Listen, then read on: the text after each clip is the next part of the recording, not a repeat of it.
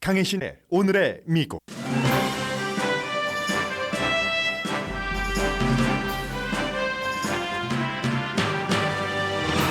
인종교체 이론 Replacement Theory가 오늘 미국 탑뉴스의 키워드입니다. 버팔로에서 소수 인종이 백인을 교체한다는 교체 이론이라는 음모론에 물든 청소년이 10명을 살해했습니다. 캘리포니아 은퇴촌인 라구나우즈에 있는 장로교회에서는 68세의 아시아계 라스베가스 거주하는 남성이 대만계 신도들이 예배 보는 교회에서 1명을 살해하고 4명에게 총상을 입혔습니다. 신도들이 용의자를 전깃줄로 묶어 제압했습니다. 북한의 코비드-19 확산은 상황이 어느 정도일지 가늠할 수 없이 심각합니다. 윤석열 대통령이 북한이 원하면 한국은 제한 없이 모든 의료 지원을 할 것이라고 밝혔지만 많은 전문가들은 북한이 한국의 직접 지원을 받지 않을 것으로 예상합니다. 우크라이나 사태는 러시아의 돈바스 장악이 쉽지 않아 보인다고 영국 정보국이 밝혔습니다. 유로비전 송 콘테스트에서 우승한 우크라이나 팀 멤버는 러시아와 싸우기 위해 조국으로 돌아갔고 핀란드와 스웨덴의 나토 가입은 거의 확정적입니다. 맥도널드는 러시아에서 완전히 철수하기로 결정했습니다. 연방대법원이 가정과 자유에 위험이 된다고 낸시 펠로시 하원 의장이 말했습니다. 스타벅스가 직원의 낙태와 성전환 수술 비용을 지원한다고 밝혔습니다. 미국 경제와 주식시장은 닷컴 버블이 재조정되던 2000년도와 비슷합니다. 여러분 안녕하십니까? 오늘의 미국 강혜신입니다. 네, 주말에 정말 중요한 뉴스들이 많았습니다. 아마 코리안 아메리칸으로서 제일 중요하다고도 볼 수 있는 이슈는 북한의 코비드 사태이지만 생각보다 훨씬 심각하고 더 중요한 것은 전문가들이 지금 상황 파악이나 앞으로 어떻게 대처해야 될지에 대해서 뚜렷한 한 가지 공통적인 답을 갖고 있지 않다는 점입니다. 그러나 또 미국에 살고 있는 이민자의 입장으로 보면 지난 주말에 여러 군데서 총격 사건이 일어났는데 제일 앞에 제가 버팔로 뉴욕에서 일어난 총격 사건부터 말씀드리겠습니다. 이 내용은 사실은 기본적으로 유럽과 미국에서 최근 유행하고 있는 한때는 주류에서 멀리 떨어졌는데 언젠가부터 몇 년 전부터 2017년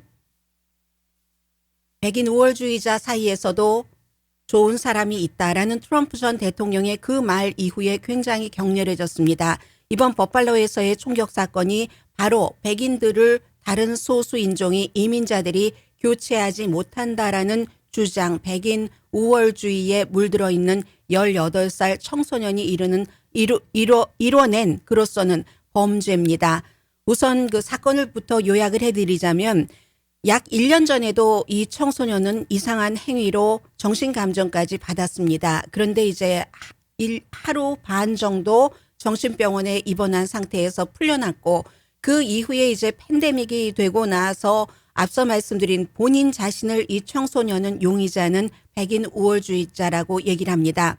팬데믹 기간 동안에 4chan이라든가 뭐 이런 곳에서 백인들이 굉장히 우월한데 왜 소수 인종에게 지금 교체되고 있는가, 리플레이스먼트 되고 있는가 하는 것에 심취했고 뭐 그 같은 내용을 180페이지나 적어놓고 범죄를 저질렀습니다.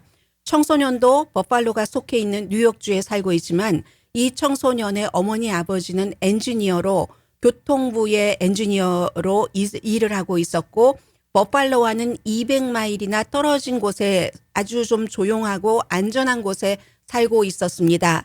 그리고 이 범죄를 저지르기 전에 청소년은 델리 가게에서 일을 했는데 델리 가게에서 일하기 전에는 신문 배달을 하는 그러니까 아주 전형적인 미국의 오랜 그 전통의 청소년의 그 아르바이트 같은 것을 하던 그런 청소년이었습니다. 그런데 200마일이나 떨어진 흑인들이 거의 밀집해서 살고 있는 슈퍼마켓에 가서 범행을 저질렀다는 것은 그야말로 지금 수사팀이 일부 발표한 바에 따르면 몇 개월 동안이나 이 내용을 기획을 했었다는 겁니다. 그리고 이제 그 박스 뉴스의 터커 칼슨 등이 주도가 돼서 지난 몇 년 동안 그 퍼뜨렸던 리플레이스먼트 티어리는 잠시 뒤에 말씀을 드리겠습니다. 사망한 피해자 11명의 흑인과 2명의 백인 피해자에게 충격을 가해서 지금 이제 10명이 사망을 했는데 이런 사람들입니다. 그 지역에서 마켓으로 누군가가 마켓을 보는데 라이드가 필요하기 때문에 자원봉사를 해서 누군가를 마켓에 데려다 준 사람 아니면 그냥 간단하게 시스터와 스낵이죠. 스낵으로 딸기를 먹고 싶어서 딸기를 사러 갔던 사람 남편을 양로병원에 이제 가서 그 방문을 하고 그 뒤에 이제 마켓에 갔었던 이런 아주 평범한 사람들이 숨졌습니다. 나이 많은 분들이 많고요.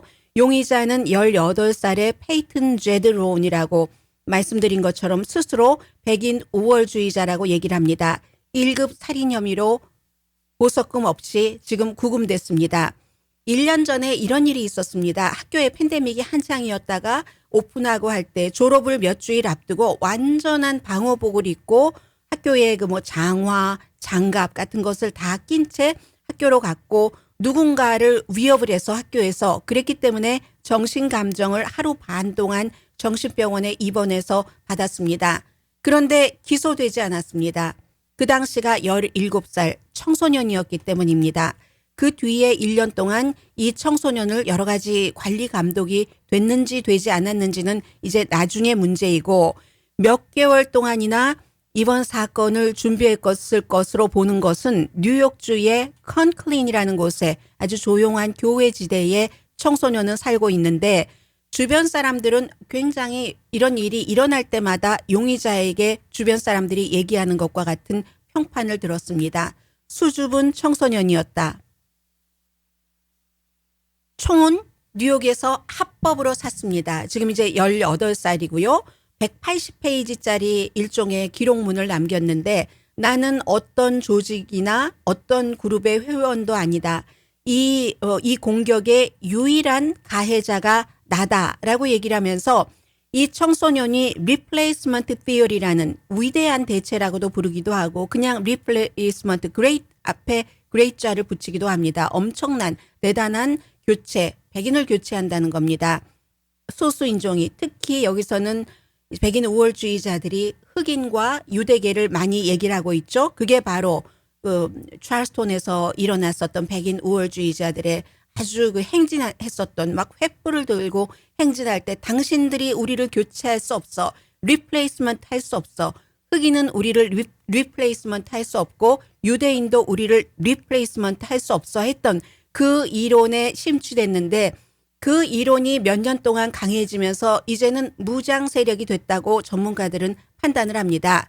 그 백인에 대한 다른 소수 인종의 교체, 리플레이스먼트는 무력으로 막아야 된다. 이런 것들이 처음에는 그저 저쪽 인터넷 어디 언저리 같은 데서 됐는데 지금은 세계적으로 굉장히 거의 주류가 돼가고 있습니다. 오슬로 대학교의 심리학 부교수인 밀란 오바이디 교수가 MSNBC와 인터뷰에서 미국에서는 이제 터커 칼슨이 시작을 해서 일부 민주당의 극우 정치인들이 하다가 이제는 많은 부분에서 주류라고 말할 수 있는 정도로 됐는데 제일 처음에 리플레이스먼트 티어리라는 백인을 다른 인종이 교체한다는 이론은 프랑스의 논쟁가인 르노 까미, 알베르 까미의 르노 까미가 본인의 책의 제목으로 이 리플레이스먼트라는 단어를 2011년도에 썼습니다. 그리고 이번에 프랑스의 대통령 후보인 보수적인 발레르 퍼크레세 이 2위였던 그 마린 르펜은 아니고요. 이 발레리 퍼크레세도 마찬가지로 이 교체 이론, 유럽에서의 교체 이론은 미국보다도 어떤 부분에서는 더 강하게 이민을 막아야 된다 하는데 활용되고 있습니다. 미국에서는 당연히 터커 칼슨입니다.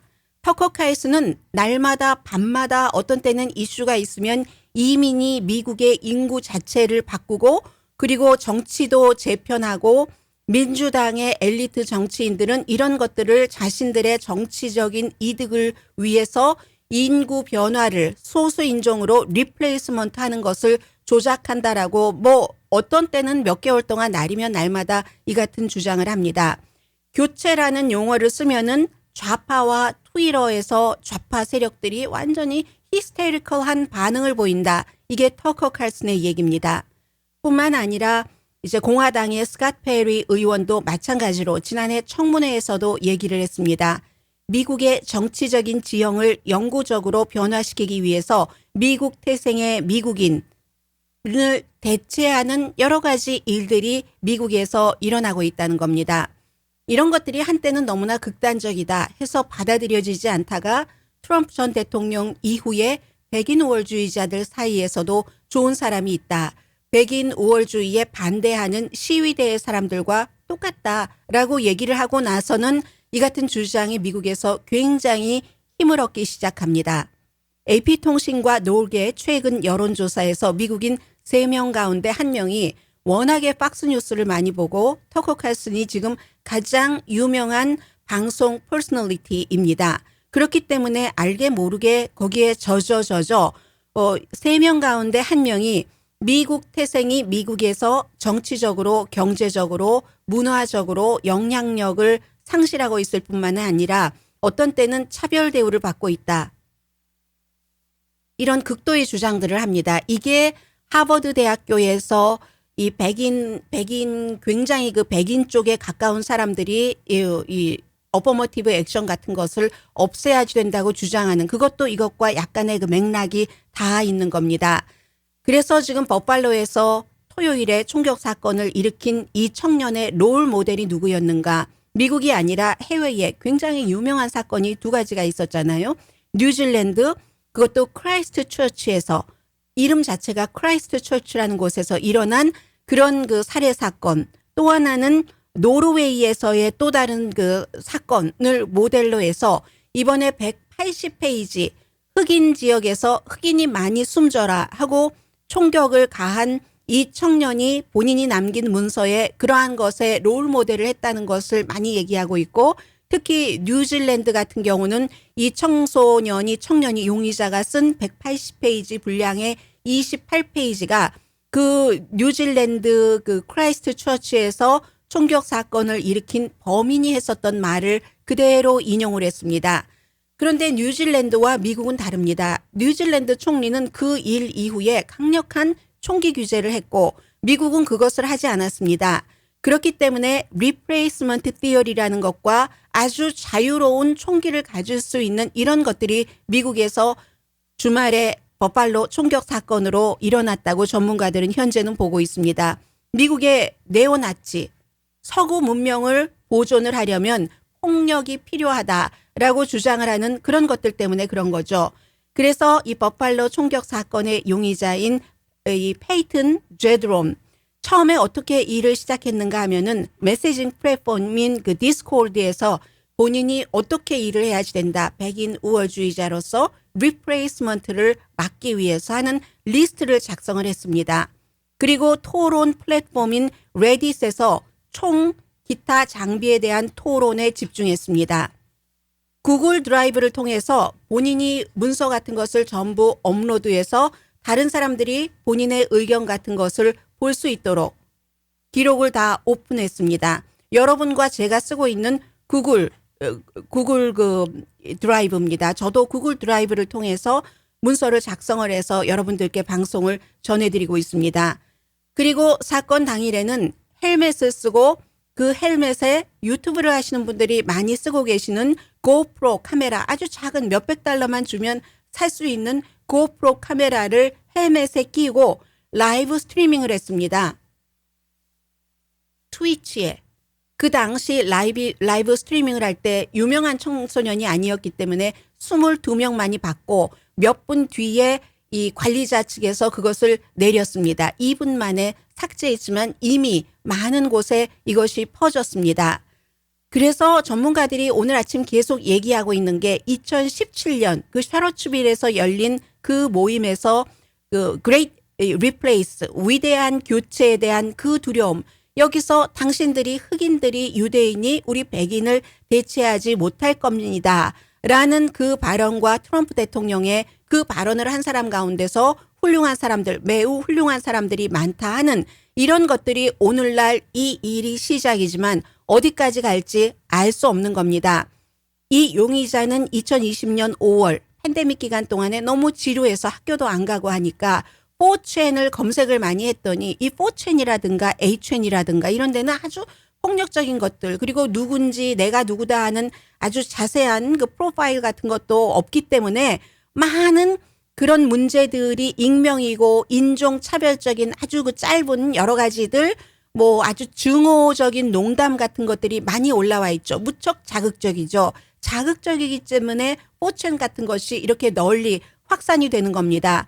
이런 일들을 하면서 더 이 폭력적인 것, 백인 우월주의에 빠졌고, 이러한 점들이 미국이나 유럽에서 지금 국제적으로 확산돼서 주류가 되고 있다 하는 것들이 전문가들이 지적을 합니다. 그래서 이제 MSNBC나 많은 매체에서 박스 텔레비전에 인터뷰를 요청했습니다. 터커 칼슨이 어떤 때는 밤이면 밤마다 이렇게 리플레이스먼트 티어리를 얘기를 하면서 이민에 대해서 아주 악한 감정을 갖고 있는 방송을 하는데 이거 어떻게 할 것인가. 그리고 말씀드린 다른 정치인에 대해서도 이 페리, 이 박스나 페리 정치인의 그 측근은 여기에 대해서 답변을 하고 있지 않습니다. 뿐만 아니라 더한 일이 일어납니다. 이게 지금 미국에서 어디까지 갈지 알 수가 없습니다. 애리조나주의 공화당 상원 의원인 웬디 로저스 의원, 우리는 백인은 교체되고 있다, 침략당하고 있다, 이런 주장을 하고 있고, 토요일에도 버팔로 총격 사건이 연방 요원에 의해서 만들어진 거짓이다, 이런 주장을 소셜 그 네트워킹 서비스, 뭐 갭, 요즘은 뭐 트위터, 페이스북 뭐 이런 것 이외에 유튜브 이외에도 많이 생겼잖아요. 대안이라고 하면서 그 사건이 가짜라는 얘기입니다. 그건 마치 샌디욱 초등학교에서 초등학교 아이들과 선생님이 총격 사건으로 숨졌을 때 역시 미국의 아주 그 극우적인 팟캐스터, 오피니언 리더가 한 주장과 똑같은 것을 애리조나주의 상원 의원인 웬디 로저스 의원이 하고 있는 겁니다. 바이든 대통령 부부가 내일 현장에 가서 뉴욕 버팔로에 가서 이제 뭐 이런 문제에 대해서 뭐라고 얘기를 했는지는 여러분들께서 다 짐작하고 계시는 그대로고요. 증오 범죄 같은 것은 해결을 해야지 된다라고 얘기를 하고 있지만 이게 지금 앞서 말씀드린 전반적인 그 같은 바탕이 공화당의 정치인들에 의해서 미국에서 가장 유명하고 영향력이 있는 방송 퍼스널리티에 의해서 날마다 얘기가 되고 있다면 이건 고칠 방법이 없는 일입니다. 총이 있고 음모론이 있고 인종차별적인 주장이 더 강하게 많은 사람들에게 퍼지고 있는 한, 그래서 사람들은 이전에는 그 같은 일들이 급진적인 것이다, 그리고 그걸 또 무력으로 막아야지 돼 하면 더 급진적이라고 생각을 했지만 이게 주류가 된 거라는 것, 뉴스맥스, 박스 이런 데서 늘 하고 있으니까 결국은 버팔로의 총격 사건, 아직은 18살밖에 되지 않았는데 그 청년도 그 같은 사회 전반적인 분위기가 이번에 범행을 일으키는데 결정적인 동기가 됐다는 겁니다.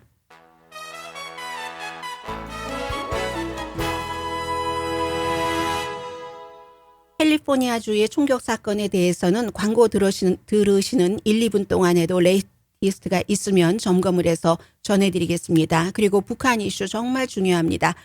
라디오 서울 방송 오늘의 미국 듣고 계십니다. 네, 일요일 어제 낮에 1시 30분에는 캘리포니아주 라구나우즈 은퇴하신 분들이 많이 살고 계시는 그곳의 교회에서도 총격 사건이 일어났습니다. 라구나우즈 제네바 장로교회지만 이제 교회를 빌려서 시간대별로 하는 교회인 것 같습니다. 해서 그 라구나우즈 제네바 장로교회에서 얼바인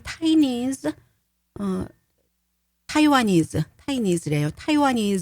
프레스비테리안 처치, 그 타이와니즈 장로교회 해서 1시 30분이니까 이제 교인들이 예배 마치고 뭐 여러 가지를 했었던, 전에 목사님에게 어떤 고마움의 표시를 하는 그런 자리였던 것으로 알려지고 있습니다. 한 명이 살해됐고 4명이 총상을 입었고 또 한 명은 경상인데 총상은 아닙니다. 그러니까 한 명 숨지고 4명 총상, 한 명은 경상인데 숨진 사람을 제외하고 나머지 5명은 전부 그 생명에 다행히 아무런 그 지장이 없답니다.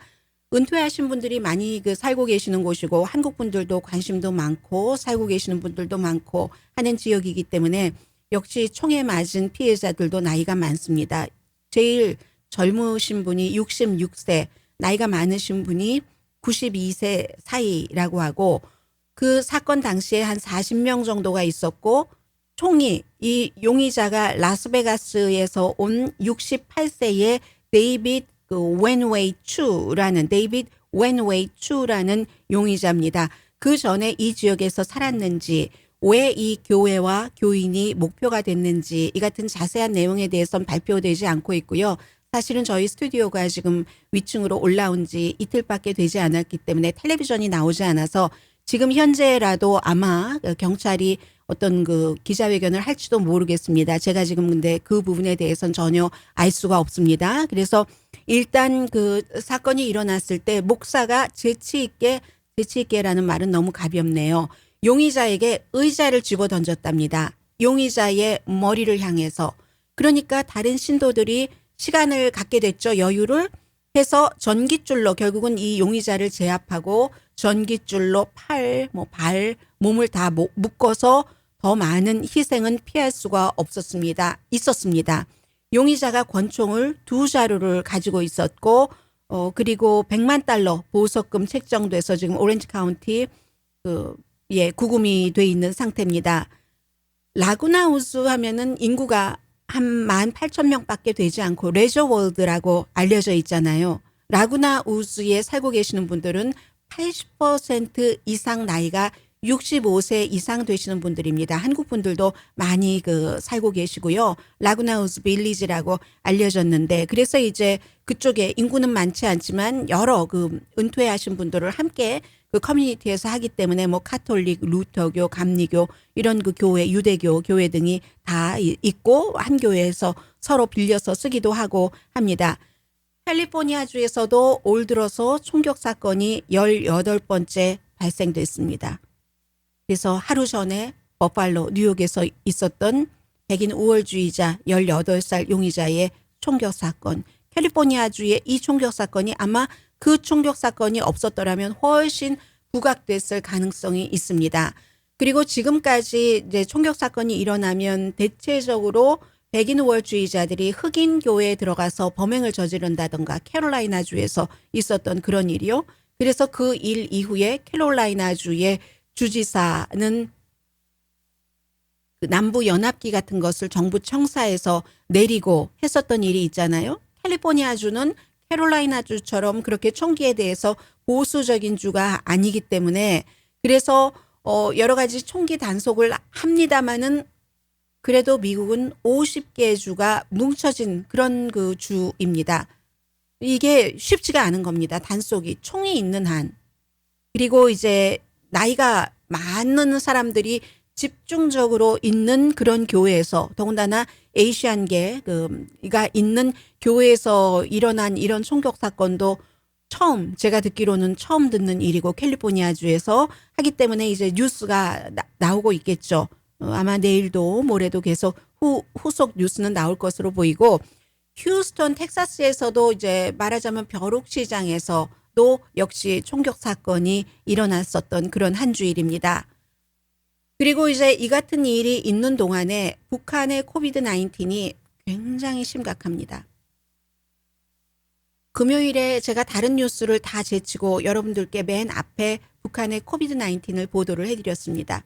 그 이후에 사망자가 6명이다. 이게 또 50명이다. 이렇게 나오고요. 그게 불과 하루 이틀 사이에 일어나는 일이고 그리고 지금 북한에서 뭐라고 얘기를 하고 있느냐면은 북한의 중앙통신이 확산율이 달라진 게 없는데 달라진 것은 확산율이 빨라지고 사망자가 훨씬 많이 늘어나고 있고 전국적인 봉쇄를 하고 있고 그런 정도가 다른 거죠. 김정은 위원장은 대재앙이다.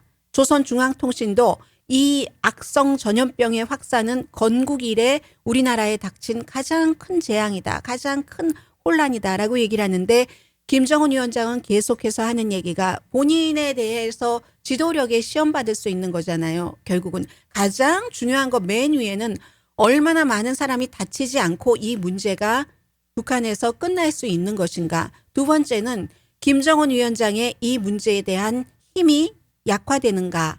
결국은 정권이. 세 번째는 핵 이슈는 어떻게 되는가.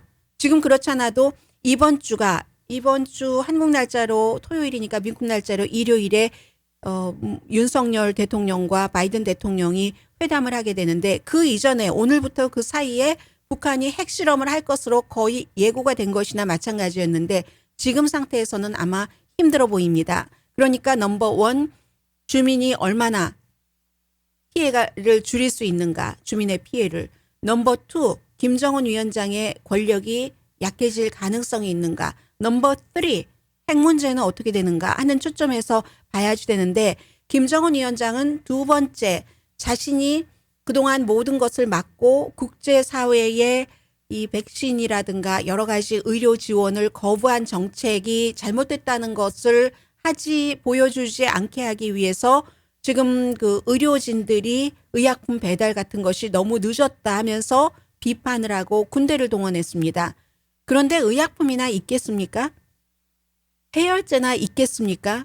그동안에 심지어 중국에서 오는 여러 가지도 문을 닫아 걸었다고 하는데 최근에는 중국에서 들어가는 의약품은 받고 있다는 얘기도 나오지만 확인된 건 아닙니다. 어느 나라 이건 군대를 동원한다는 것은 제일 큰 비상사태라는 것을 보여주고 있고 현재 100만 명이 넘는 사람들이 평양은 지금 열병이라고 부르고 있잖아요. 질병에 걸렸다. 열병이라고 부르는 것이 이게 뭐 진단 키트 같은 것도 많지 않고 하기 때문에 정확하게 코비드 19인지 아닌지도 알 수 없고 50명 이상이 사망했다고 하지만 이 사망한 사람 가운데 또 얼만큼이 정확하게 코비드 19으로 인한 사망자인가도 알 수는 없습니다. 그렇지만 분명한 것은 뭐 결핵이다, 영양실조다 해서 그 밖에 여러 가지 문제 때문에 사람들이 약하고 진단 키트도 없고 치료약은 물론이고 백신도 없는 그런 상태에서 얼마나 북한이 이것을 이길 수가 있는가. 백신이 필요하지 않다고 지금까지 거절해왔지만 지금은 아마 받는다고 하더라도 너무 늦었는지도 모릅니다. 지금의 이 상황에서는. 그리고 BBC 방송의 경우는 여러 전문가들의 말을 인용을 해서 북한이 남한의 도움을 받아들일 가능성은 극히 낮다. 지금 한국에서는 윤석열 대통령이 일부 보수 사람들의 그거 주면 안 돼. 북한이 요청하지도 않는데 왜 줘? 그거 줘봤자 뭐 어떻게 해서 이 핵 개발하는 데 쓰여진다니까 라고 얘기를 하지만 윤석열 대통령 당선자가 아니죠. 윤석열 시정연설까지 끝났는데 제가 무슨 얘기입니까? 윤석열 대통령은 캠페인 때도 인도주의적인 차원의 지원은 하겠다고 얘기를 했고 지금도 무한정으로 뭐 그것이 백신이 되었건 무엇이 되었건 한국이 갖고 있는 것, 줄 수 있는 모든 것을 주겠다고 얘기합니다. 그런데 북한이 자존심, 기타 등등 여러 가지가 있어서 한국 것을 받지 않겠다고 하면 그렇다고 거기서 끝이 아닙니다. 항상 이 세상의 외교라는 것은 우회로라는 것이 있죠. 이 지금 미국에서도 처음에는 아니다, 우리 지원하지 않겠다 하다가 태도를 바꿨습니다. 바이든 대통령이 가서 여러 가지 문제, 경제적인 것, 외교적인 것을 의논을 하고 또 문재인 대통령을 만날 기회가 있지 않습니까? 문재인 대통령이 김정은 위원장과는 누구보다도 가장 가깝게 직접 만났고 뭐 여러 가지 그 털어놓을 것을 털어놓으면서 이란 아주 지금 중요한 그 미국과 한국 정부로서도 정권은 다르지만 자산으로 쓸 수 있는 그런 그 정치인이 됐습니다. 그렇기 때문에 바이든 대통령이 한국에 가서 북한의 코비드 19을 얘기하지 않을 수가 없죠. 한국도 마찬가지예요. 국경이 땅으로 통하는 국경이 남한과 북한이 접하고 있는데 그게 어떻게 북한 문제라고만 할 수 있겠습니까? 그것이 아니라도 그 이전에 같은 민족인데 그래서 이 문제는 우회로 북한이 만약에 국제사회의 백신이나 의료품 지원을 받는다고 하면 한국이 이런 때는 여유 있는 사람이 여유를 보여주는 것, 항상 모든 것을 도와주면서 티 안 내는 것도 인간의 아주 좋은 그 덕이잖아요. 밸류잖아요. 그렇기 때문에 한국 뭐 레이블 떼고 다른 국제적인 레이블 붙여서 수출만 그렇게 합니까? 중국에서 오는 러시아산 수산물이 얼마나 많습니까? 그런 형태로 한국이 주기는 주는데 이제 그 한국 것은 떼고 북한으로 간다던가 하는 그런 그 우회할 수 있는 가능성은 있다는 것 말씀드리고요. 북한이 이렇게 날마다 사망자를 얘기를 하고 얼만큼이나 많이 감염됐을 수도 있다 하는 것을 보고하는 것은 어쩌면 국제사회의 지원을 받기 싫어도 받을 수밖에 없다는 것을 스스로 인정하고 있는 것이라고도 많은 전문가들은 보고 있습니다. 그래서 예전에 그 이볼라 같은 사스라든가 이런 것은 북한이 격리하면서 어느 정도 했었던 것이 사실이죠. 그런데 이번에 이 코비드 19는 워낙에 확산 속도가 빠르기 때문에 그때보다는 훨씬 어려울 것이라고 얘기를 하고 있고요. 지금 이렇게 돼서 전국적인 봉쇄령이 내려졌는데 그러면 북한 사람들이 어디 가서 뭘 먹고 어떻게 삽니까? 4주일 격리라고 하는데 미국보다 2배 이상인데 미국 한창 때보다 격리 그 기간이. 그렇기 때문에 이건 정말 너무너무 힘든 상황이고 직접적인 건강뿐만이 아니라 이 말씀드린 것처럼 식량에 대한 그 두려움, 1990년대 극심한 식량난, 결국은 몇백만 명이 숨졌다고 하고 지금 세계의 식량 계획이 보기는 북한의 인구가 2,500만 명이 있으면 거의 반인, 조금 몇백만 명 더 있으면 반인 1,100만 명이 영양실조 상태로 있는 것으로 추정을 합니다. 북한은 정확한 계산은 안 나옵니다. 그래서 그렇게 추정을 하고 있는데 그렇게 되는 경우는 미국이나 한국과는 달리 이 코비드 19 오미크론 그 변이인데 이것이 북한을 강타할 이 정도로 북한이 얘기한 정도가 되면 이미 100만 명 이상 그것보다 훨씬 많은 사람이 감염됐을 수도 있다는 합리적인 그 추론이 가능하고 농업하는 사람들이 밭에 나가서 일하지 못하면 그 영향이 어떻게 되겠습니까?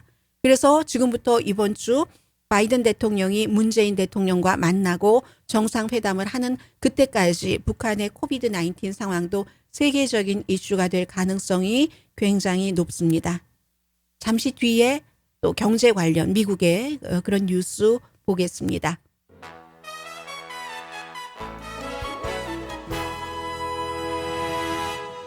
라디오 서울 방송 오늘의 미국 듣고 계십니다. 요즘은 기업도 얼마나 국내 정세나 국제 정세에 따라서 입장을 바꿔야지 되는가 하는 것부터 좀 전해드리겠습니다. 스타벅스가 오늘 아침에 발표하기를 낙태 또는 성전환 치료를 하기 위해서 직원이 집에서 100마일 이상 떨어진 곳에 갈 수밖에 없을 때 그 비용을 지원하겠다 하고 발표를 했습니다.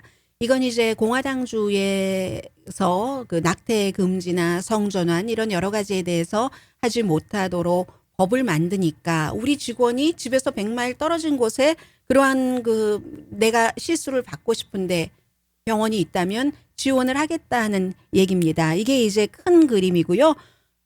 그뿐만이 아니라 스타벅스는 회사의 직원의 건강보험에 부양가족이 있을 경우 그 경우에도 그 부양가족에게도 똑같은 것을 적용을 한다는 겁니다. 언제 시작될지는 아직 얘기하지 않았지만 지금 세부 사항을 작업 중이라는 얘기고 그리고 맥도날드의 경우는요. 정말 30년 만에 850개, 정확하게 47개의 스토어가 맥도날드 가게가 러시아에 있답니다. 모든 것을 다 폐쇄한다고 했습니다.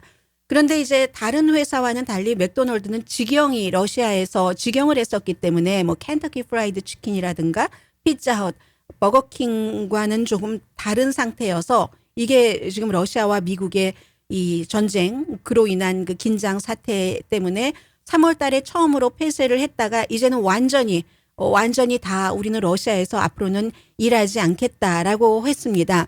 러시아에서 서비스를 일시적으로 중단했거나 철수한 회사가 맥도날드뿐만이 아니죠. 애플, 디즈니, H&M 이거는 스웨덴 회사지만 아이키아, 넷플릭스, 플레이그 스테이션 이런 많은 회사들이 있죠. 있는데 맥도날드는 본인들이 건물까지 갖고 있는 경우가 굉장히 많았기 때문에 갖고 있었죠. 거의. 그랬기 때문에 이게 떠나는데도 비용이 든다는 거죠. 그리고 미국에서 합수가 아니라 합병 인수 또 다른 회사에 팔고 할 때 항상 하는 얘기가 있잖아요.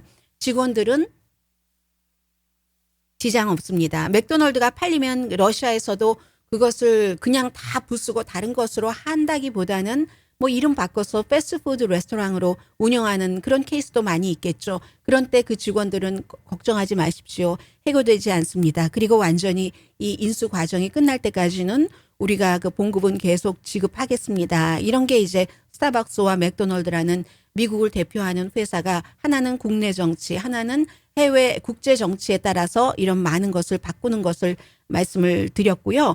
그리고 이제 낸시 펠로시 하원 의장이 어제 그 스테이트 오브 유니언 CNN 방송과 인터뷰에서 민주당이 그 여성의 자유, 낙태권 같은 것을 보호를 해야지 되는데 아주 구체적으로 이렇게 얘기를 했습니다. 딱 꼬집어서 트럼프 전 대통령이 지명을 한 새로운 연방 대법관들이 지금 벌이고 있는 일이니까 여성의 그 낙태를 50년 만에 불법화하는 이런 일, 이게 임신에 관한 것만이 아닙니다.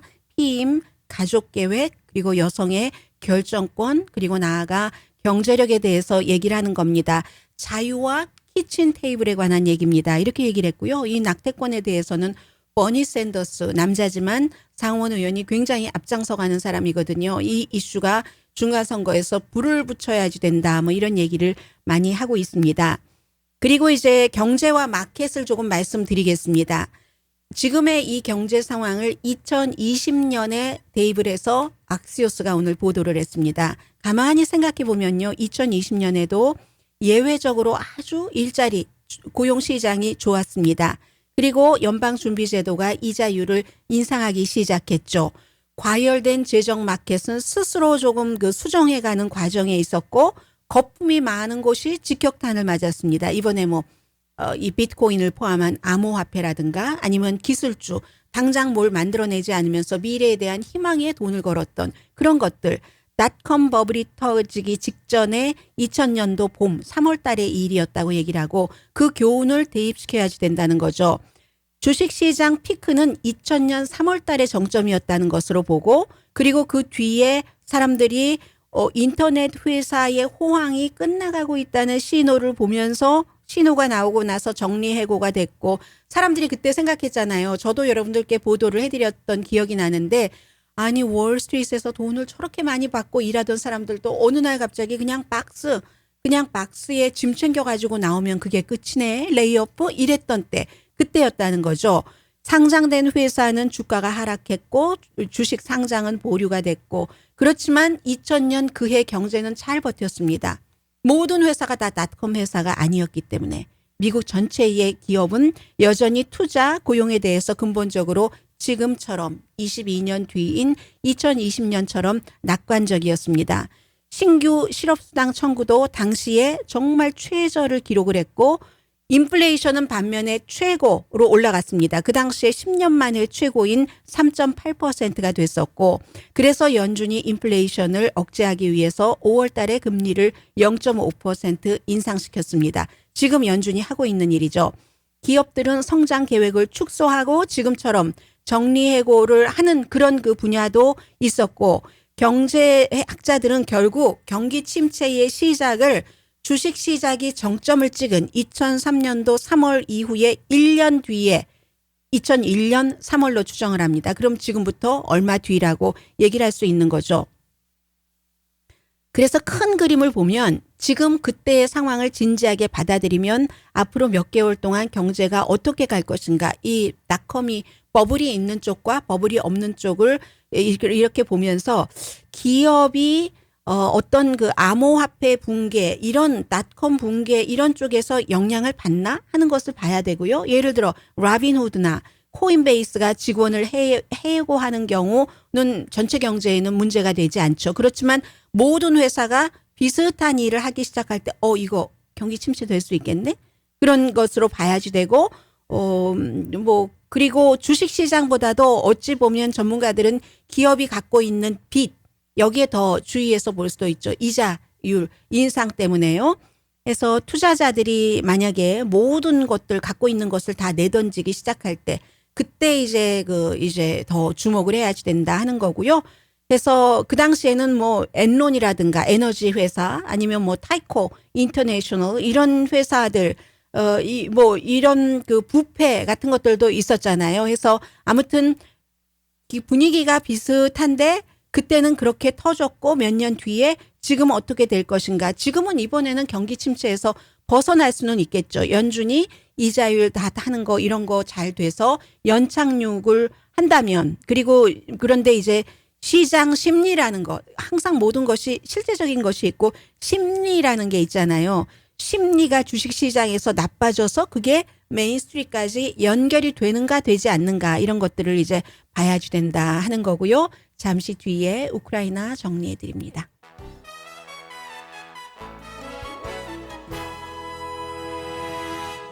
라디오 서울 방송 오늘의 미국 듣고 계십니다. 네, 우크라이나는요, 예상 밖의 돈바스 동부 지역에서도 러시아가 힘을 쓰지 못하고 있고, 러시아 정보국은 우크라이나에 투입된 러시아군의 3분의 1이 사망했다. 모스크바가 계획한 대로 지금 되고 있지 않다는 얘기입니다. 그리고 스웨덴과 핀란드는 나토 가입 신청이 거의 뭐 확정적이고요.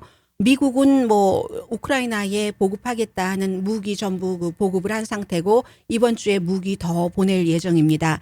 그런데 유로비전 송 콘테스트에서 우크라이나 팀이 랩팀인데 한 6명이던데 보니까요. 이겼습니다. 이번에 여러 가지가 있겠죠. 그런데 믿을 수 없는 점수. 2위가 영국 팀이었거든요. 영국 팀이 400점대인데 600점대로 이겨서 그 제목이 노래 제목이 스테파니아 근데 엄마에게 이 싱어가 물론 그 만들었는데 한 거라고 하는데 우크라이나 전쟁 이후에는 그야말로 조국에 대한 그런 그 조국에 대한 해서 가사에 보면은 모든 길이 파괴돼도 나는 항상 집으로 가는 길을 찾을 것이다라고 다짐하는 그런 것이었는데요. 이 가수가 우승하고 나서 택시를 타고 이제 우크라이나에 가서 러시아군과 싸워야지 되는 거예요. 징집령이잖아요. 18살부터 60세까지 특별 허가를 받아서 여기에 왔고 이태리에 와서 경연했고 다시 가는 그럴 때 그 애인하고 아주 친하게 키스하는데 참 아름다운 장면이었습니다. 뉴스는 많은 이슈가 어두웠습니다. 그런데 살다 보면은요, 정말로 어두운 일인데 기적적인 일도 있거든요. 내일 이제 예비선거가 펜실베니아주에서도 치러지는데 민주당의 한 후보가 어제 아침에 아주 약한 그 심장마비를 일으켰는데 병원에 가서 치료받고 조심하면 된다. 장기적으로 영향이 있지는 않다 하는 진단을 받았다는 거거든요. 여러분들 모든 것에는 나갈 길이 있으니까 좋은 한 주 맞으세요. 강희신이었습니다.